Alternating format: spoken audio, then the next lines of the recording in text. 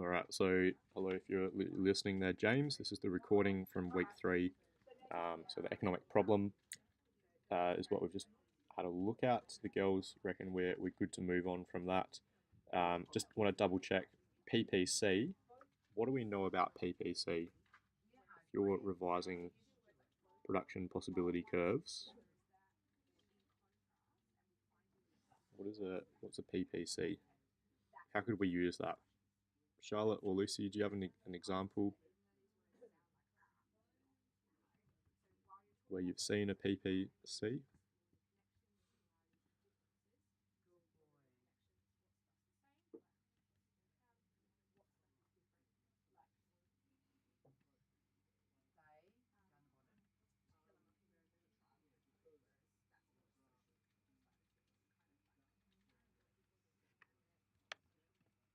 Yeah, Charlotte, where's an example of a PPC that you've seen before?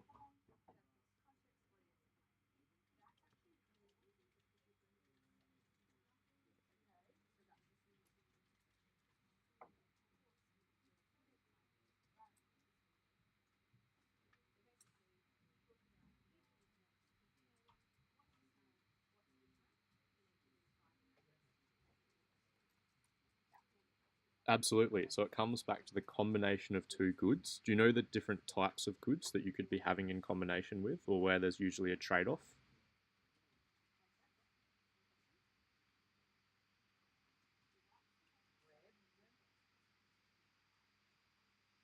Absolutely. So, our example of tractors and chocolates, so our consumables and our capital items for sure, in the tractors.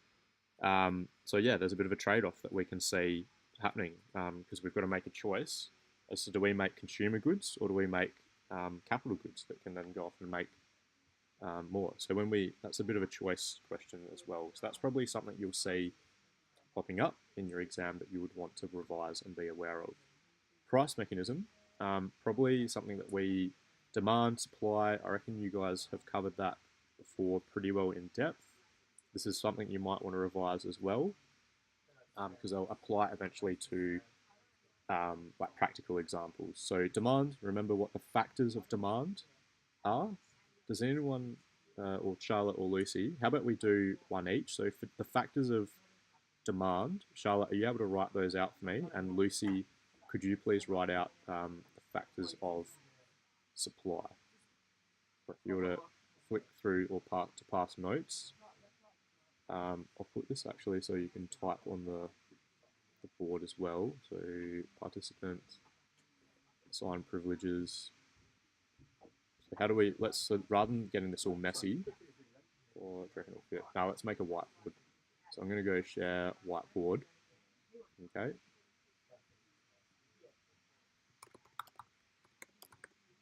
Factors of demand. Factors of supply. All right. So factors of demand, we got Charlotte. And then we got Lucy typing these ones in as well. All right. So first of all, let's have a look at those. I'm just going to pause the recording again. All right. So the girls have put up a few ideas around factors of demand. So Charlotte has said taste and preferences, price of complementary goods, the price of substitutes, and how much household income consumers have. So these are some of the factors of demand. I'm just going to show real quick where you can access that as well.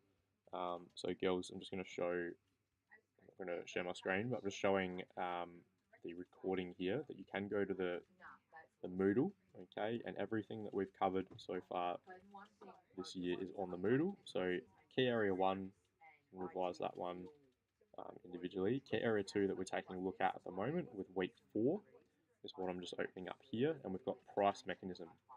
This is where you can find the information on the demand and supply, okay, for those factors affecting it.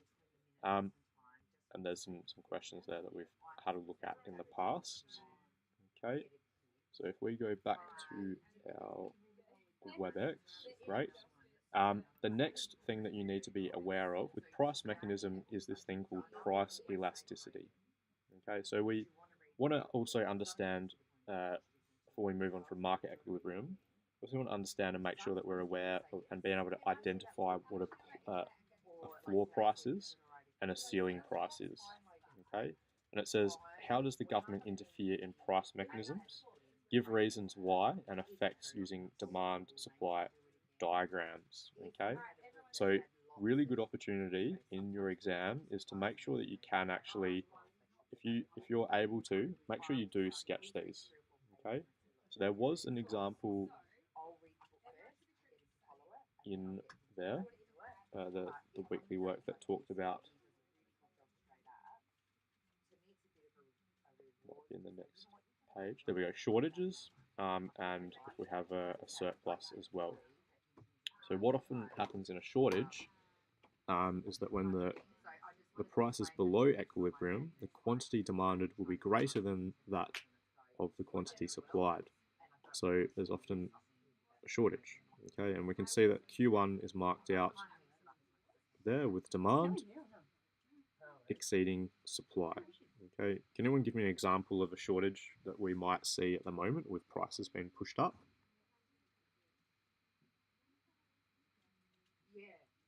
Yeah, Charlotte, what's an example at the moment? Yeah, because there's not many people producing electricity in South Australia. We don't have a lot of choice. It's demanded more, and then the supply is lower. That's going to push the price up. What about a surplus? Can you think of a recent example that we saw with a surplus where we had way too much supply, and then we had really small amount of demand, and that pushed the price down for a particular product in the supermarket that we would have seen?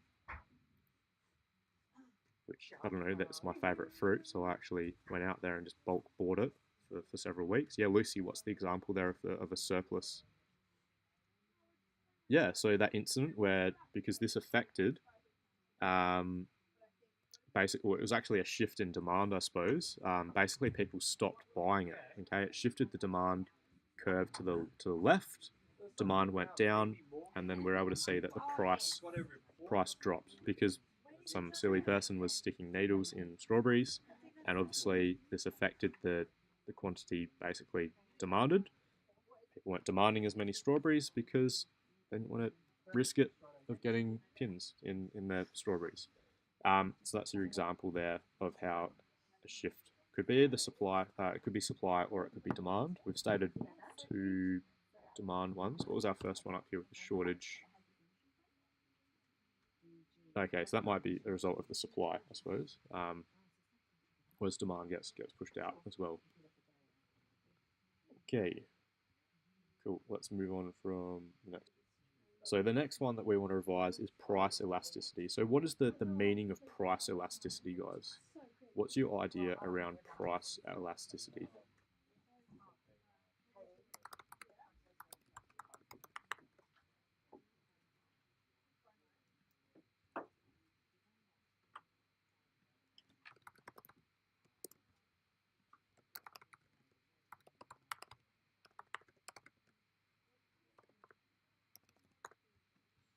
So where can you find that? Well, you can actually go to the next week, week 5, price elasticity.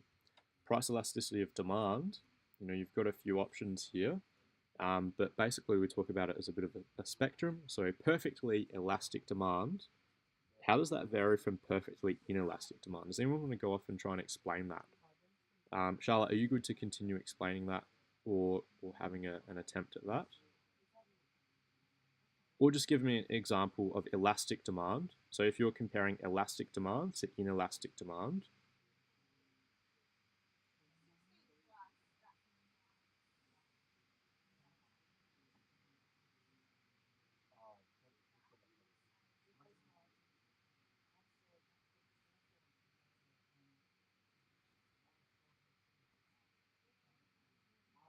Okay, so could the top right picture here that you can see there, and then the bottom left picture, if I were to go back to our whiteboard here, could you summarize price elastic that's elastic and then one that is inelastic? So Oops, can't spell. Let me write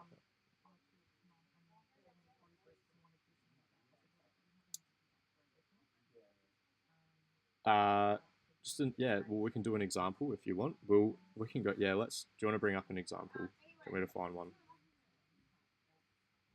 Let's just define. First of all, let's define what an elastic demand curve looks like. So would it be? I'm just going to sketch in here.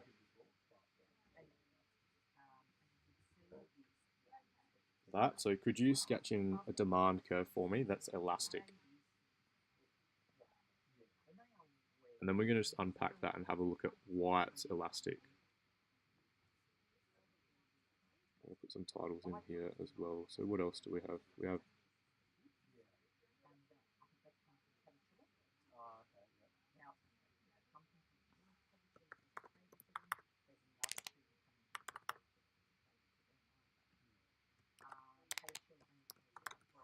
quantity and price. So what's going to change more when we have elastic demand, price or quantity? What changes more?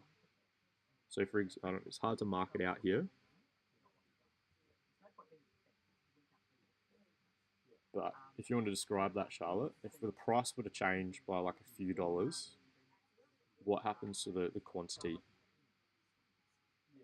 demanded?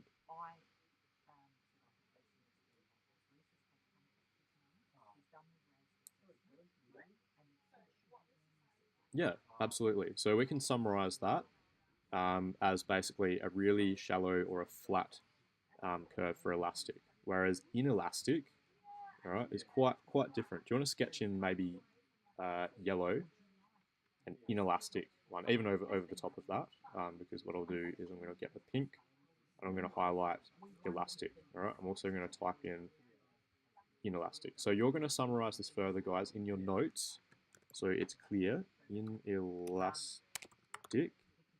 Okay, so the way that you can remember it is think about quantity as a rubber band. Okay, when it's inelastic, the quantity is not going to change a lot at all. All right, if it's inelastic, all right, the line is going to be completely vertical. If it's perfectly elastic, the line is going to be running horizontally because it can stretch, or it's going to stretch completely.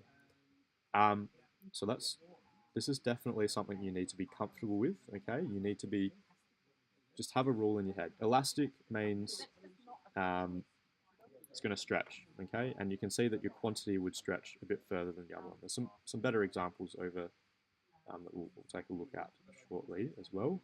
So let's go have a look now at our, so there you go, elastic demand and inelastic demand. This is probably where I'd take a look at. So you can see here, elastic demand, the quantity, the gap is way larger than the price difference when it changes.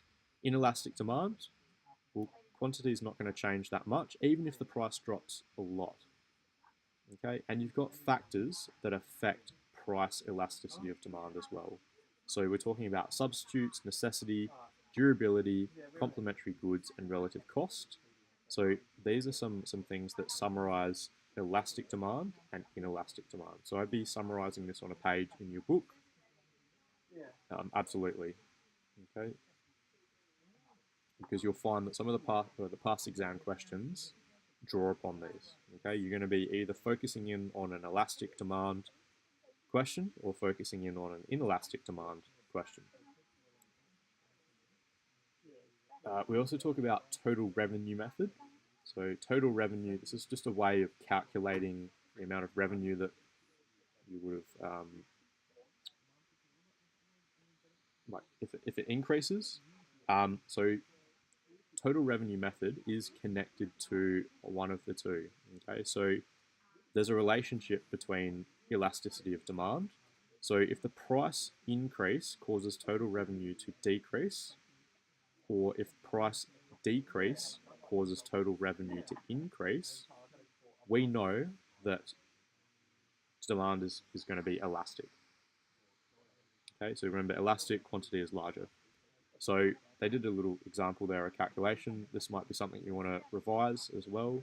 Because if you can include total revenue method and you successfully use it, that's going to be some good extra marks depending if it's appropriate to use it there as well. Inelastic demand can be summarized as if price increase causes total revenue to increase.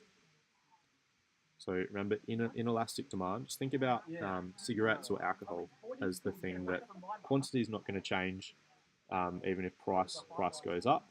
I mean, it will change a little bit, but people are still willing to continue to buy necessities. Okay, so necessities, if you can't live without it, well, there's not many substitutes. Things are going to be more inelastic. Okay, so definitely summarize these out. Durability, if it lasts for a long time, you're probably not going to need to replace it. But demand for durable goods tends to be relatively elastic. If the price of white goods such as a washing machine increases, consumers are able to defer their purchases until later. Okay, so you're less likely to buy it. Or the quantity will change. Complementary goods, relative cost as well to take a look at. So this is something that you want to tie in and take a look at in your revision. And then we also take a look at the supply elasticity as well. Okay, so we're talking about perspective of the supplier in this case. So Lucy, top right here, we've got elastic supply, and bottom left, we've got inelastic supply. So we're going to unpack this. I'm going to get you to sketch that into your... So Charlotte, you could be sketching this in your book as well. If you're starting your notes, good way to start your notes. So we are going to sketch in, I'll get you some...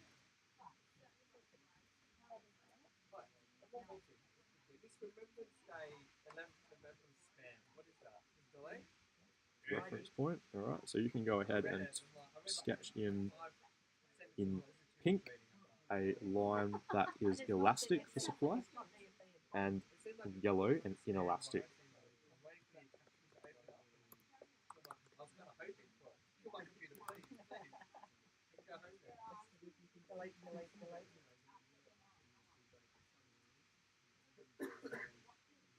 Cool, so elastic is always going to be stretchy, so quantity is going to be, if we change the price, it will change again. Fantastic, great, awesome, perfect.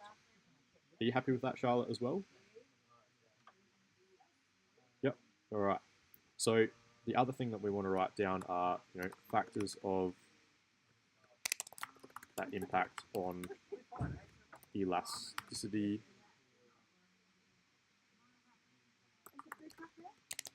of demand, and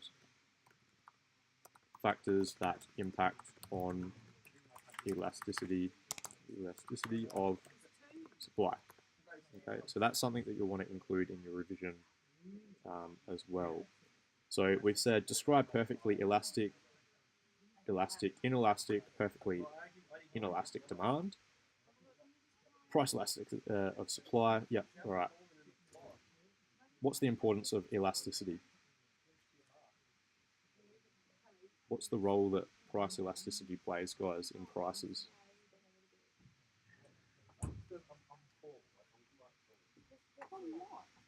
How could that change? Why is elasticity important? What do we think, guys?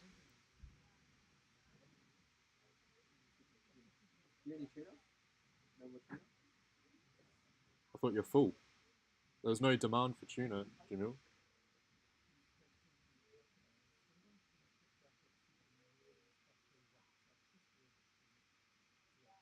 Sorry, just a colleague was raiding my pantry to take some tuna. But I'm not demanding tuna this week, so there's no tuna there. Anyway, he wouldn't have got the joke, and obviously it was out of context for you guys. So anyway, let's move on from that. So what's the importance of elasticity? So how could this possibly influence the demand or the supply or the price change as well?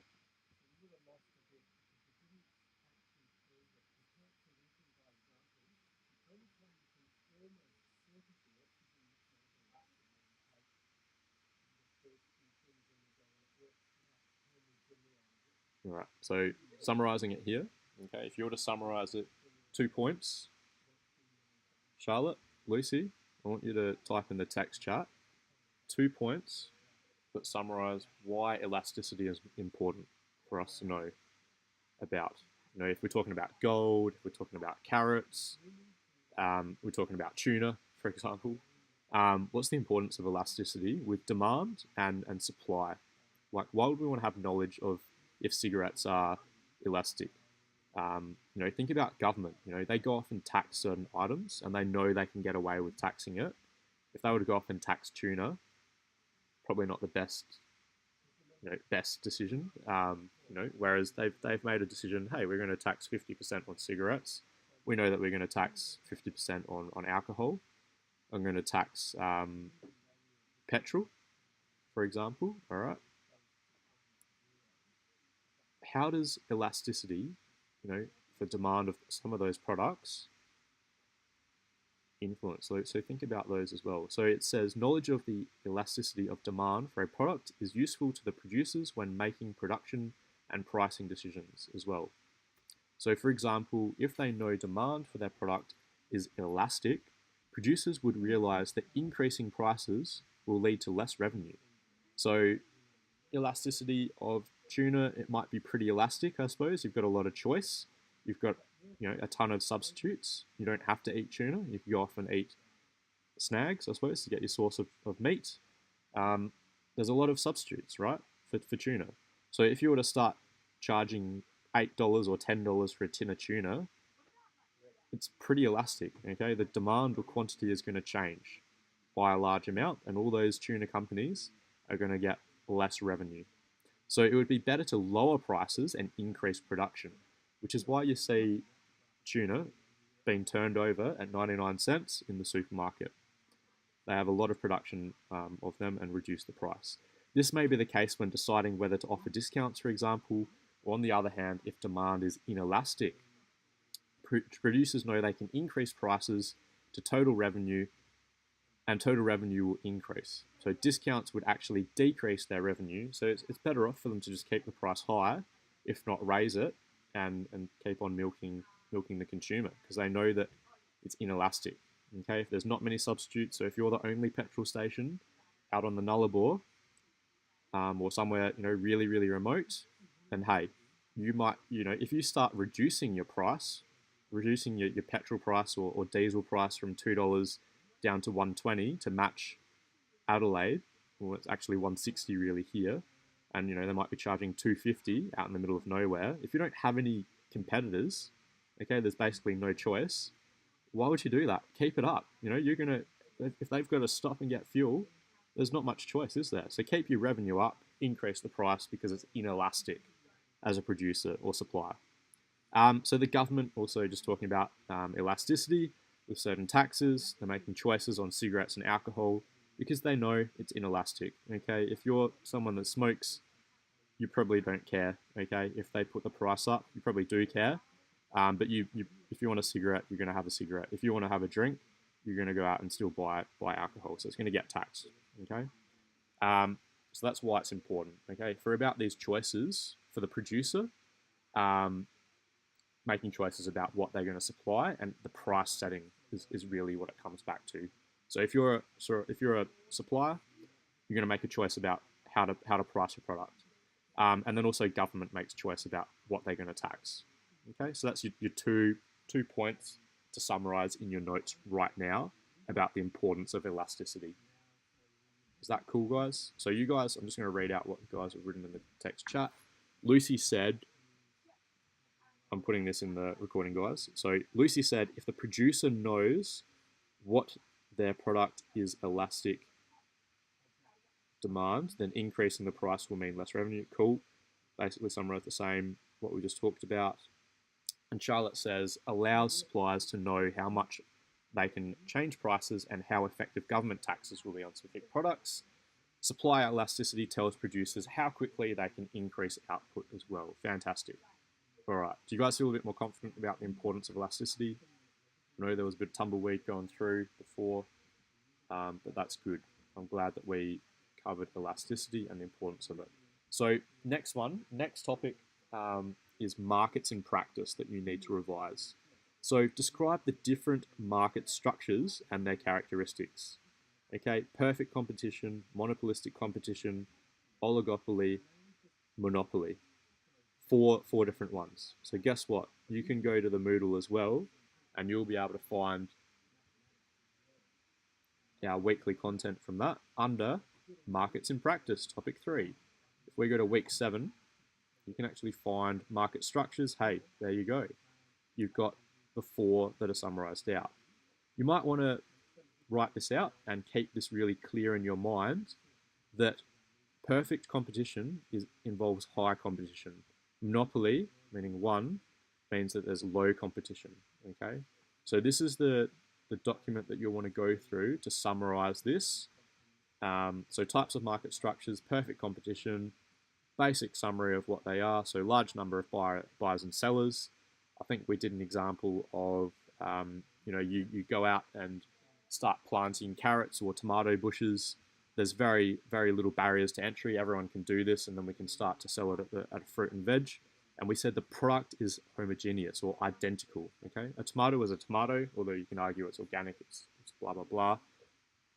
Carrots. Okay, a carrot is a carrot. It's pretty well the same.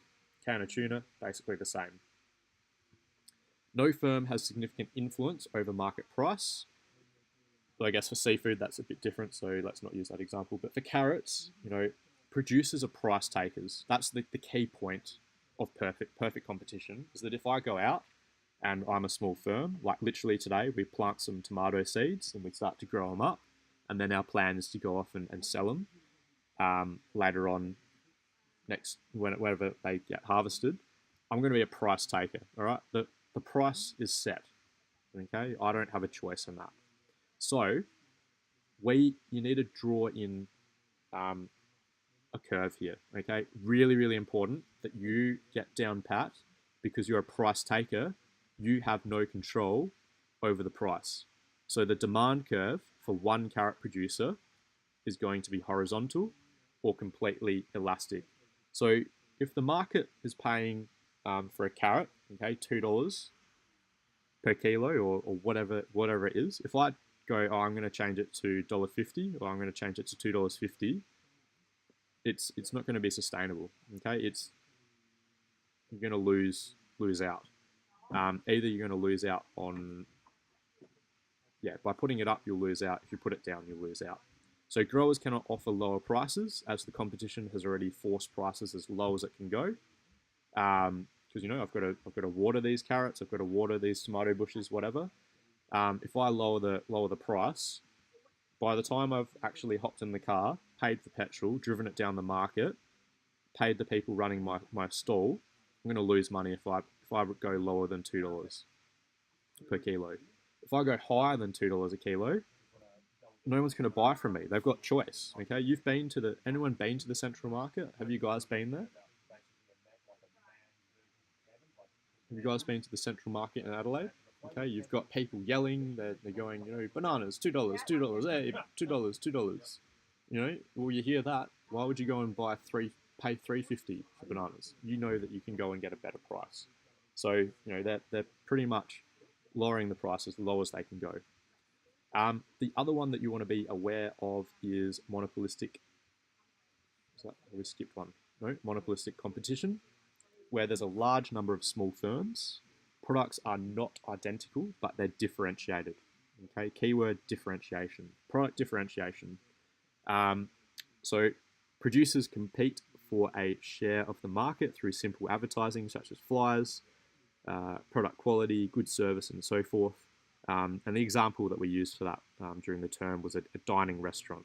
Okay, so they'll often charge higher prices because they claim that their food is superior.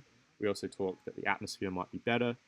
So wherever you go, you guys have probably been to a dinky sort of restaurant with your family before, or a fast food restaurant. You're probably not going to book out a wedding in McDonald's because the price is pretty cheap, and then the atmosphere would not be great for a wedding or kids parties. Probably great, but if you're looking for something a bit more extravagant, you're probably going to go something upper class. But hey, they're both Macca's and a fancy restaurant still selling food, but their products are very differentiated. Okay. Um, no significant barriers to entry into the market. I guess to own a Macca's, you need $1 million in the bank to get a franchise, so stand corrected there.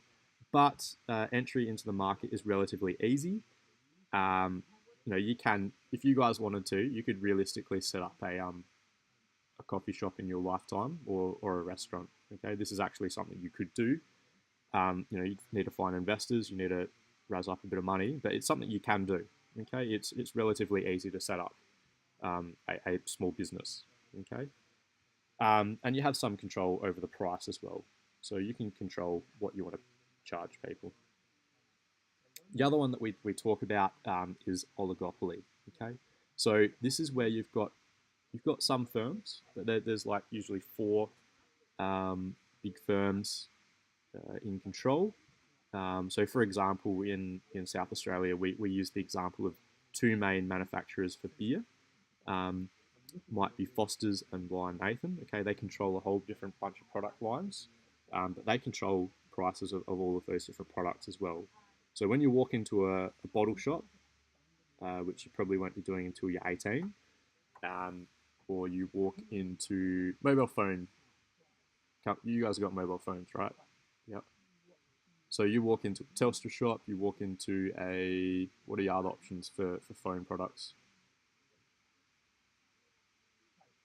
So you got Telstra, you got Optus. Who else could you get a phone from? Hello, Charlotte. Hello, Lucy. Lucy, yeah. What are my other options? I don't like Optus, don't like Telstra. Where could I go and get a phone? Yeah, to buy the physical phone. And then what about the supply of the network as well? Vodafone, absolutely.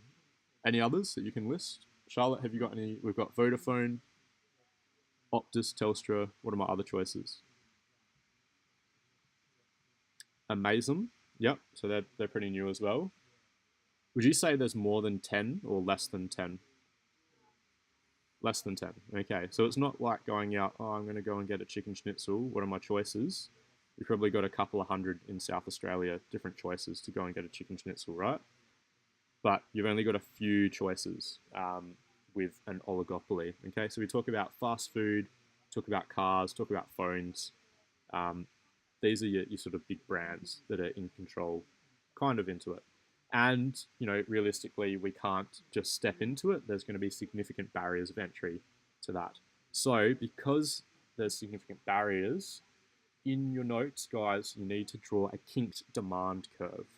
Okay, the importance of the kinked demand curve is that the demand curve faced by a single firm is usually kinked at the market price as shown in the diagram below.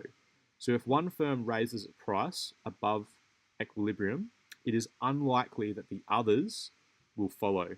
Okay, so we see this with petrol, you might see this with the monthly rate of broadband, it's all around the same price. So if they were to up their price, they'll basically why would you stay with that company? Do you know what I mean? Like if you're charging $50, if everyone's charging $50 a month for unlimited internet, say for example broadband, okay, and then all of a sudden Telstra goes, we're going to charge nothing. Our cheapest bundle is going to be $90. Why would you stay with them? You can go to Optus and get something for $40 cheaper. Okay, you've got choice. So that's the reason why we've got a bit of a kinked demand curve. So the top one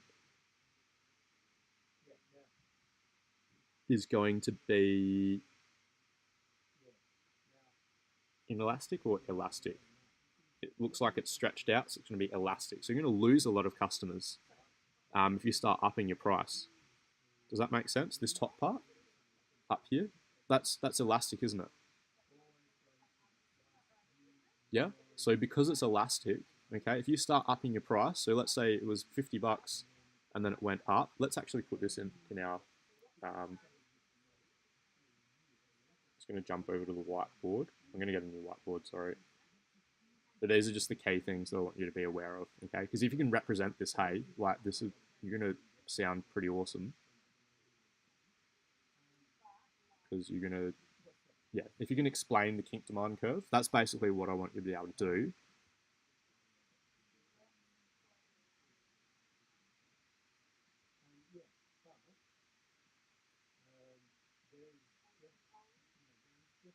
Or WebEx. I swear I should just like, oh, that's what I can do. You guys are cool if I sketch this.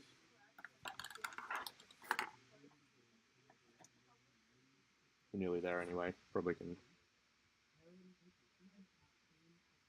see what happens with the. Alright, let's turn on the webcam because I do have. No, mess around with this.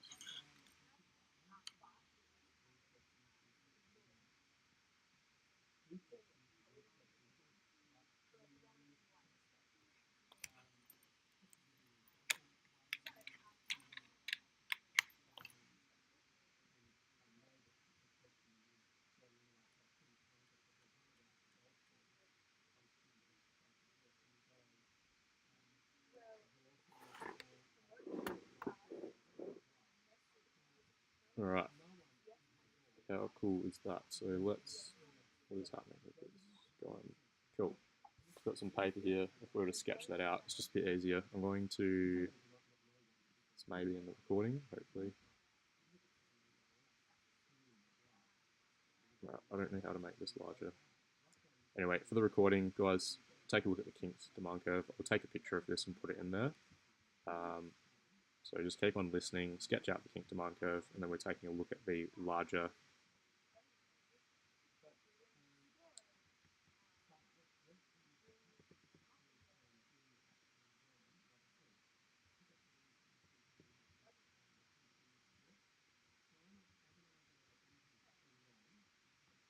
Right, so your kink demand curve. All right, you've got your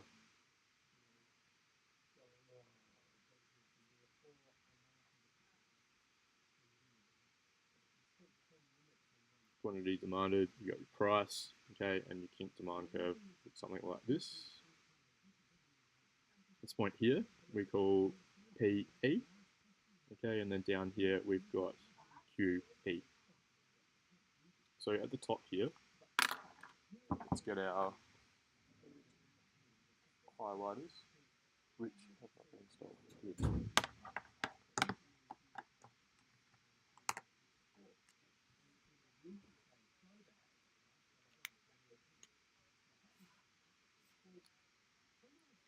Rightio. So up here, if we were to change by a small amount, okay, our price were to go up to, so let's say, yeah, we've got $50 here, and then we now go up to, or even to $60, right? So you start charging people $60. What's going to happen to your, let's say this is Telstra, okay?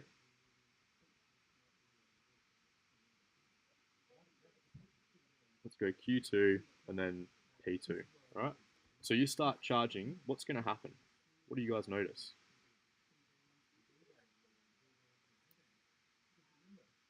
What's happening here with the quantity and the price? What's the relationship between quantity and the price? Charlotte, Lucy, do you want to tell me what's happening here? Can you see it?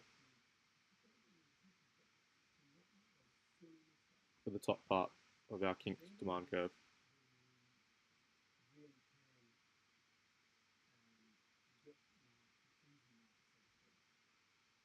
Hello, Charlotte. Hello, Lucy. Can you see the webcam? Tick, you can see it. Okay. So up here, if I change by $10, okay, and let's say that you had 1.3, let's say let's just go 2 million people. Okay, 2 million people.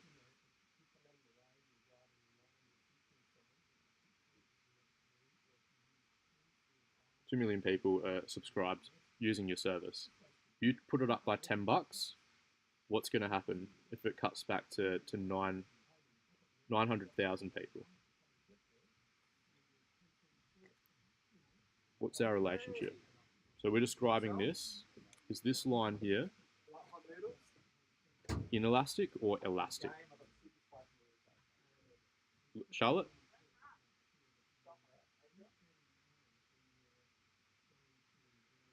Elastic, okay? Because the change is larger in the quantity than it is for the price. Okay. Likewise, if we let's say, well, okay, right, let's drop the price of these phone bills. All right, we're going to cut it down to $40. Call that P3. All right, and then all right, I'll cut it down here.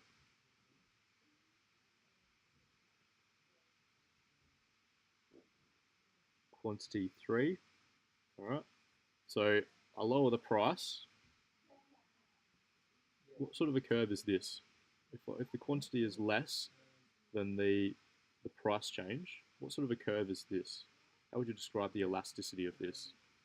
Is it elastic or inelastic for this part of the curve? Lucy? Yeah, it's inelastic.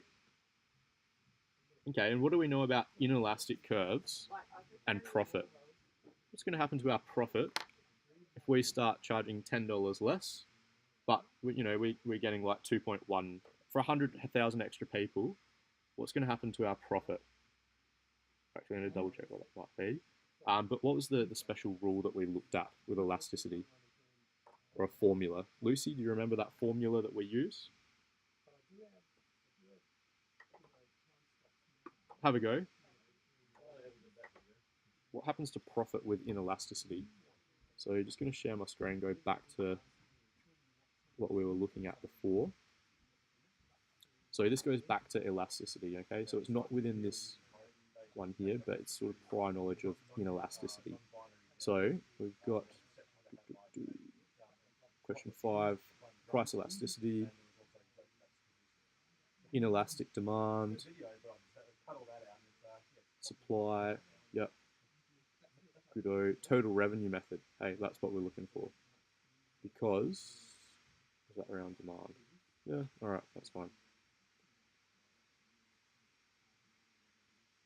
So our total revenue method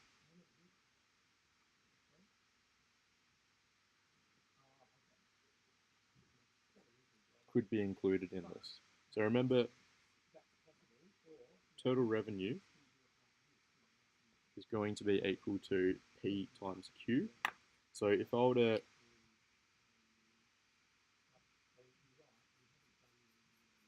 shade that in, okay, so let's pretend I had price of 40 times by, let's say that only increased to 2 million.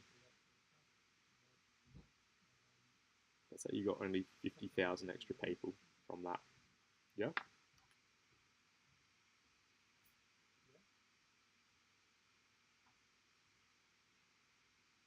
205000. Whoops, not people, so quantity. What number do we get there?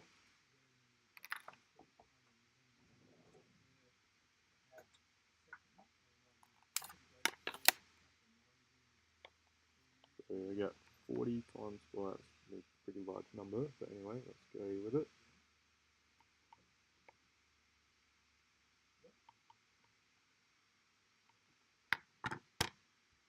So the amount of money they would make is 820. Okay, 82 million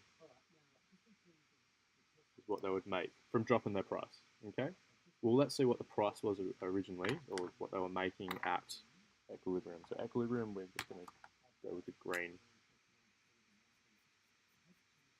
Okay, so we said it was $50. So this is P3. Okay, do you guys see what I'm doing here? We're trying to calculate the total revenue using the total revenue method. So this is elastic demand. We're looking at an inelastic. So we know that the profit's going to fall, but I just want to demonstrate the profit falling. Okay, so PE, total revenue, is equal to P times Q. That's our formula. Okay, we've shaded in. We see that it's at 2 million at equilibrium, and it was $50. okay, times by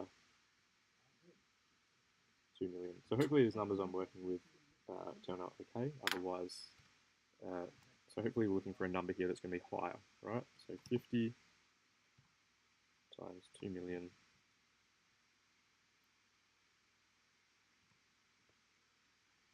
Cool, gives us 100 million. Right. Could have used any other numbers. So we see that when we change the price, or we drop the price in inelastic curve, you're going to lose money. Okay, this is why when we talk about, so what does this apply to? Who does this apply to? Perfect competition or who? Who are we focusing on? Oligopoly.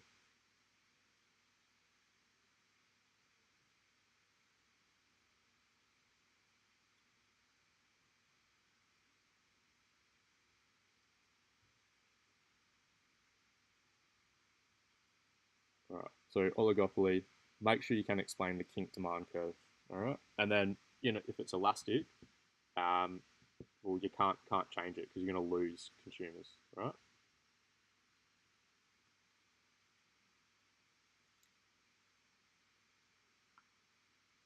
All right.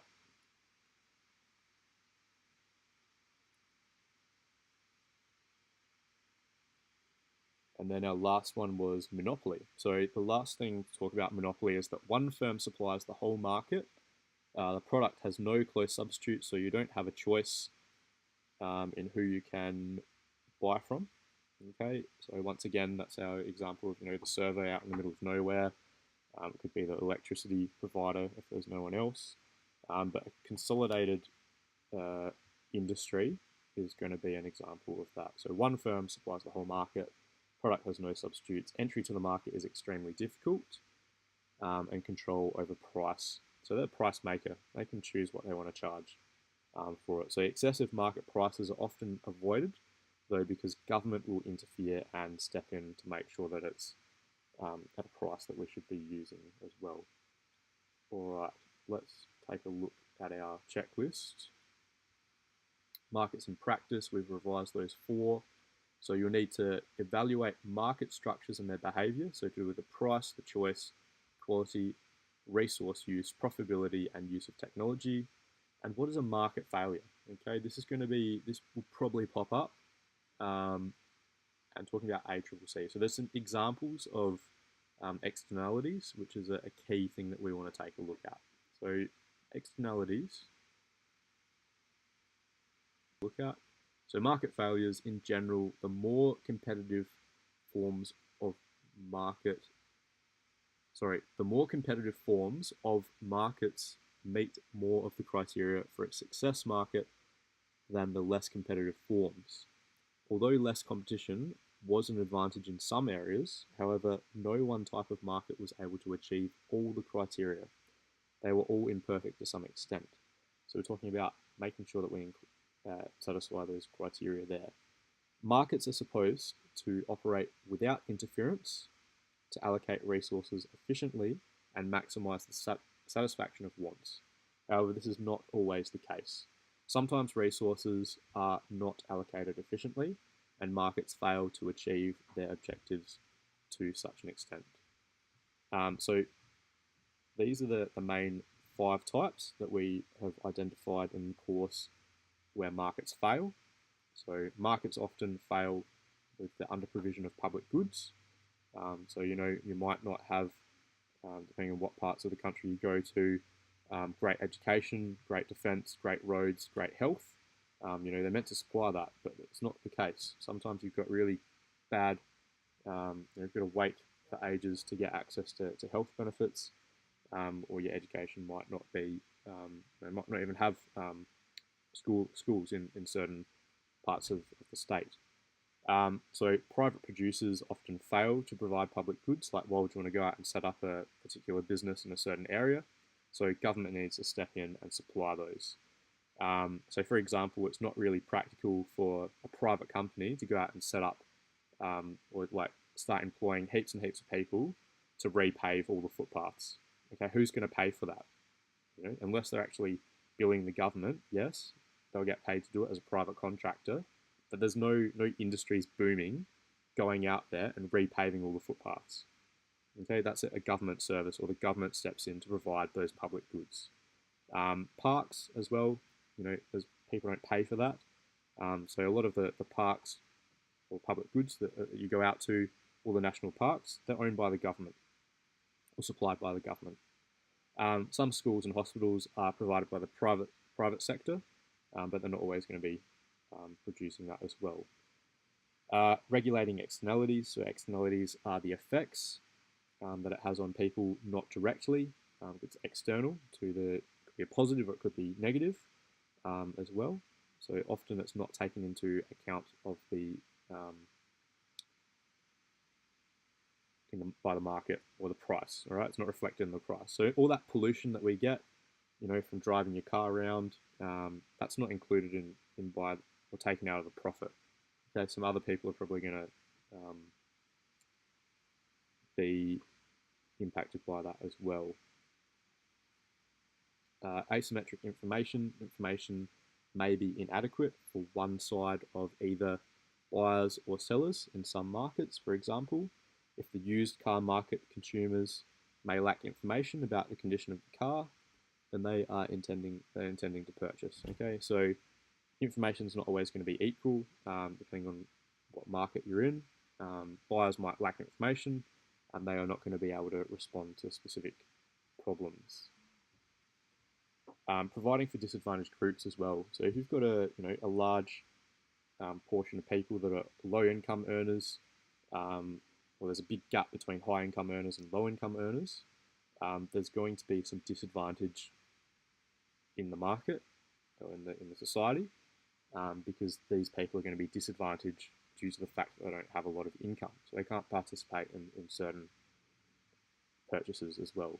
Market power is another externality that you should be aware of. It's when the firm's own interests limit competition and increase its market power. So there's an incentive for the firms to adopt practices which restrict competition so they can squeeze profits, okay, and raise prices. So behaviours which reduce the effectiveness of the market because their aim is to reduce price competition and restrict consumer choice, or even just prevent the entry of new firms, which are called restrictive trade practices, which you get in trouble for. Restrictive trade practices are anti-competitive and can result in higher prices, lower quality of goods and services, and increased costs and less technological innovation.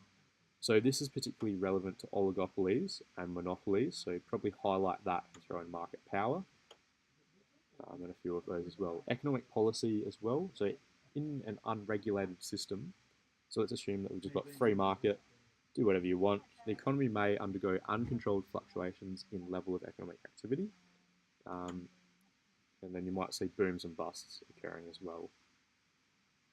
So government intervention, this is, make a connection between these, okay? So what could government do to interfere or have interference in the price mechanism to control it, okay? So a price floor, which you probably want to include in the diagram, is going to be quite useful, and also a price ceiling.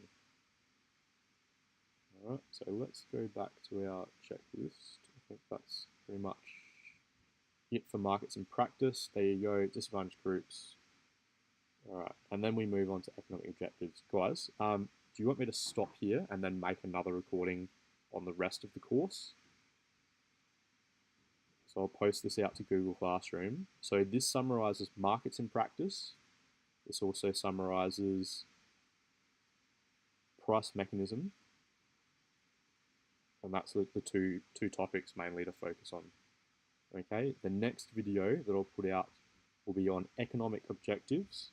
So we're talking about the full employment, price stability, economic growth. So that's what our past assignment was on.